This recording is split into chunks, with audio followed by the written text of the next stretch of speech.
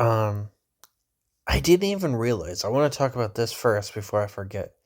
They recasted Riley's mom.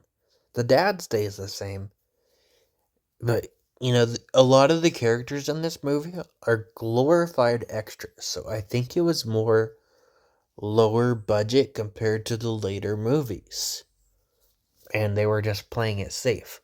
Because every single one of Roderick's bandmates don't have a word besides, I think one of them says nice during one scene.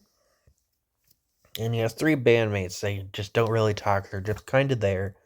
And I do remember him having a bandmate named Ben in the later movies that talks and is a decently big character. But in this movie, he's not in it. And they barely talk. There's also the scene where Riley asks Greg if he wants to come home and play. That was kind of funny.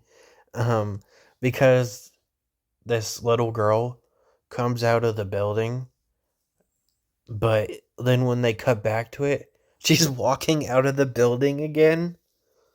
They just used the same shot twice. Um, and Riley's mom, there's two scenes with her technically. There's the scene where Greg's trying to make Riley's clothes better, so she takes out this shirt that is a Mommy and Me shirt with Riley and his mom, and there's the Mommy and Me dance near the end of the movie where he dances with her. Well, they completely recast her for the later movies. But they keep the dad, and the dad didn't have a line either. He shows up in one small scene where they make fun of him and says he smells like a woman. Greg is also like a way bigger dick than I remember. I remember him calling people morons in the books because I own a lot of the books. But he calls people freak shows and talks about social suicide, which is I did not expect the word suicide to be in a kids movie. Um, he just says a lot of rude shit, and one of the first scenes when he first goes into school, he talks about how if you're as discriminating as I am, and I'm like, jeez. Not to mention the fact that this dude's supposed to be a Christian. He goes to church. So that's pretty funny. Um, what else? This movie does have like a little controversy, I guess. The fact that a very minor character that once again doesn't really say anything during the Wizards of Oz or whatever it's called play. Um, the character that plays the Bush went on to kill his mom. He killed his mom, I think, last year. It was a big thing trending on TikTok. And people ended up thinking it was Greg, the actor that played Greg Zachary, who killed his mom, and that became a big thing. And he had to keep saying, no, it wasn't me, it was someone else. So that was something. And then for a while, people also thought it was Greg from the reboot movie, The Long Haul. So, anyways, so Greg is definitely a bit of a dick to Riley, but Riley's definitely a dick to him. There's a scene where Riley's like, my mom just tells me to be myself and people like me, and he's like, well, that would work if you were someone else. And then Riley's later um, says a comment to Greg where Greg's like, I could be a class clown, and Riley's like, you have to be funny for that.